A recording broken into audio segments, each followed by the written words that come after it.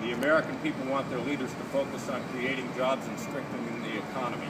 They're sick and tired of having their economic security put on the line by a bunch of politicians who only care for themselves and their kind. We've had enough of the political gimmicks and partisan games that led to this federal government shutdown. The irresponsible choices of a group of congressional Republicans hurt veterans, service members, their families, and other hardworking Americans and our general economy. The Pentagon estimates that a shutdown would cause them to furlough half of their civilian workforce. Here in Tennessee, we've got more than 5,500 civilian military employees. Active duty service members, 22,156 in Tennessee, still come to work, but their paychecks may be delayed until appropriations are enacted. The Veterans Administration warns that if funding is not restored this week, regional services for veterans will be disrupted. Decisions on claims appeals will be delayed. Vet success on college campuses will be suspended, and the list goes on. And there's a veterans field guide that's published by the VA that talks about it. These Republicans like to talk about how they support our servicemen and women and our veterans, but we see how they act. This is reckless. It is beneath what Americans expect from their elected officials, and we have all had enough. That's right. So I'd like to introduce retired Sergeant Eric Richardson. Enlisted in the Army in 2008 as a combat engineer. He served in Afghanistan in 2010 with the 2nd Brigade, 101st Airborne Division, as you know, headquartered in Clarksville. He was shot in both legs in Kandahar Province on Easter Sunday 2011 and returned home to Nashville. He's been awarded the Purple Heart, 3 Army Commendation Medals, Army Achievement Medal, Army Good Conduct Medal, Combat Action Badge. He's a graduate from Austin Peay University and currently attends Tennessee State. He is the face, the real life of what is affected by this irresponsible act of a bunch of cowardly Republicans in the Congress. I would like you to meet Sergeant Eric Richardson. Good afternoon, everyone. Like Bob said, I do live here in Nashville with my wife, Marissa. I did serve in Operation Enduring Freedom in 2010, 2011 in Kandahar Province with 2nd Brigade, Strike, 101st Airborne Division up at Fort Campbell.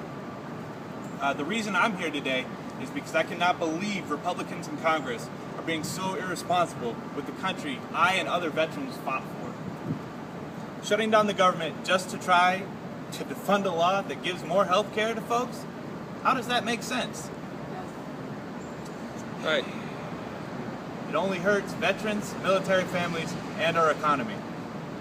That's not how we do things in America. We don't root for failure. We get to work, we make things happen, we make them better, we keep going. Harming veterans, military families, and our economy just to refight old political battles won't help middle-class families.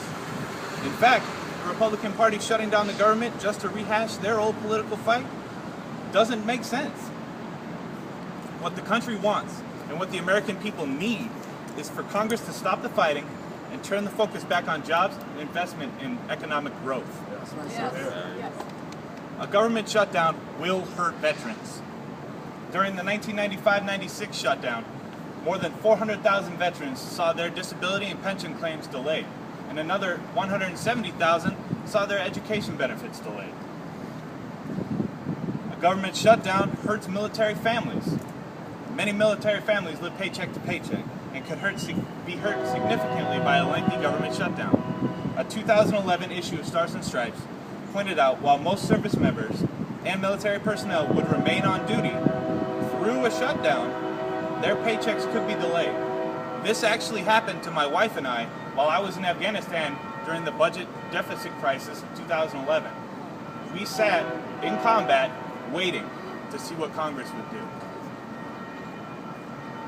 Luckily, my wife and I had savings to lean on, but most of my brothers and sisters were not as lucky. Thankfully, the Pay Our Military Act, signed by President Obama, will keep my active duty brothers and sisters paid in the interim this time, but for how long, we don't know. But paychecks that's just a small portion of the endurance that the military families and even staff on Fort Campbell are going to have to endure.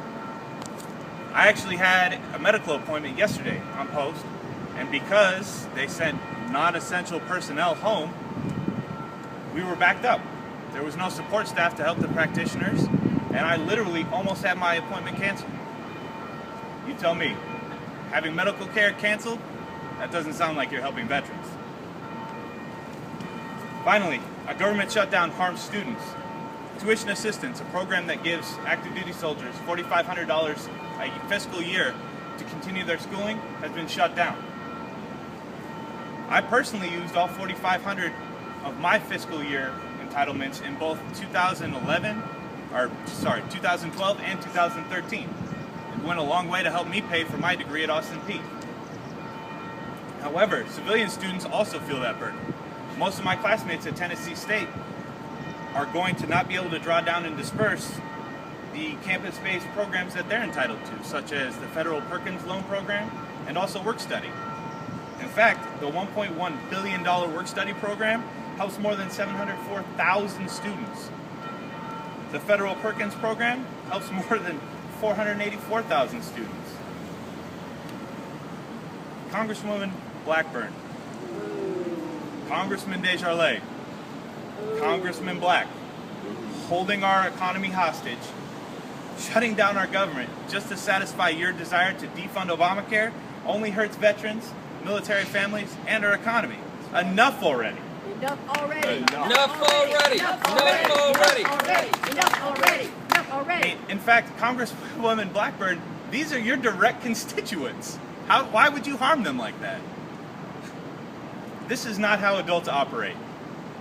Certainly, that's not how our government should operate.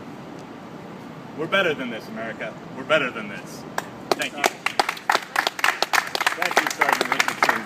Veterans, military families, serving personnel, and our economy are only hurt, as you've just heard, by Republican political games.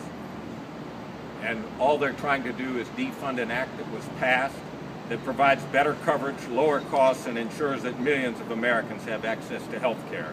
This is crazy. Our country is better than this. We want our leaders to focus on creating jobs and strengthening the economy.